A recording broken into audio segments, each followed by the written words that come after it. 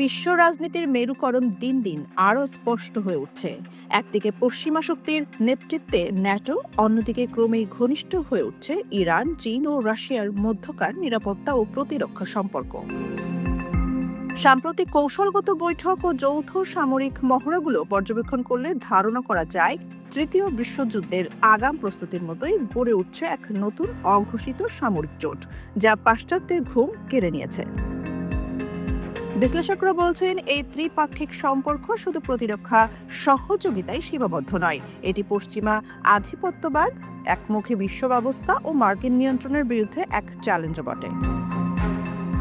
ইরানের জন্য এই জোট আরও বেশি দরকার। ইসরায়েলের সঙ্গে যুদ্ধে ইরানকে সরাসরি সহযোগিতা না করলেও পর্দার আড়ালে রাশিয়া ও চীন সামরিক ও টেকনোলজি সাপোর্ট দিয়েছে, আর এখন এই তিন দেশ সামরিক শক্তি হিসেবে সামনে আসতে চাইছে।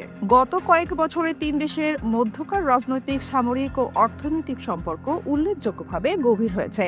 যুক্তরাষ্ট্র ও তার মিত্রদের একচেটিয়া প্রভাব মোকাবেলায় তারা একে অপরের ঘনিষ্ঠ মিত্রে পরিণত হয়েছে।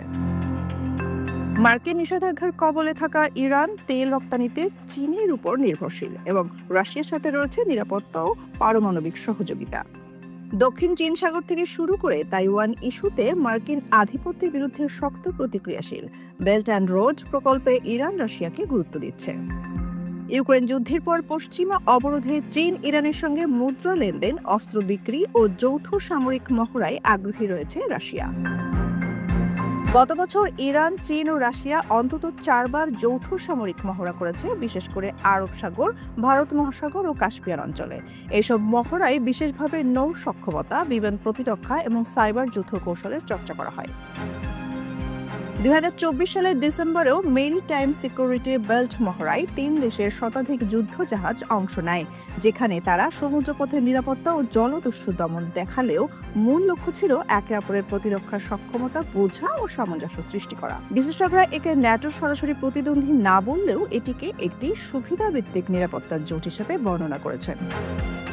সামরিক গোয়েন্দা তথ্য আদান প্রদান, সাইবার ও মহাকাশ প্রতিরক্ষা নিয়ে সমন্বয় একে অপরকে পশ্চিমা চাপ থেকে রক্ষা প্রতিশ্রুতি।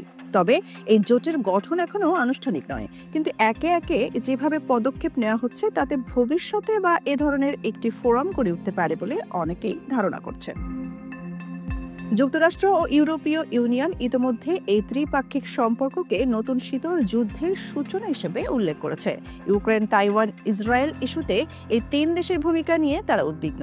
সাইবার যুদ্ধ, কৃত্রিম বুদ্ধিমত্তা ও মহাকাশ প্রতিযোগিতায় চীন, রাশিয়া, ইরানের ঘনিষ্ঠতা বাড়ছে, এটিকে ভবিষ্যতের হুমকি মনে করছে ন্যাটো। ইরান, চীন ও রাশিয়ার এই ক্রমবর্ধমান সামরিক ঘনিষ্ঠতা কেবল কৌশলগত নয়, এটি আদর্শিকও। পশ্চিমা আধিপত্যবাদ, একমুখী বৈশ্বিক অর্থনীতি এবং মার্কিন নিয়ন্ত্রিত জোটের বিরুদ্ধে এক নতুন শক্তি গড়ে তুলছে তারা।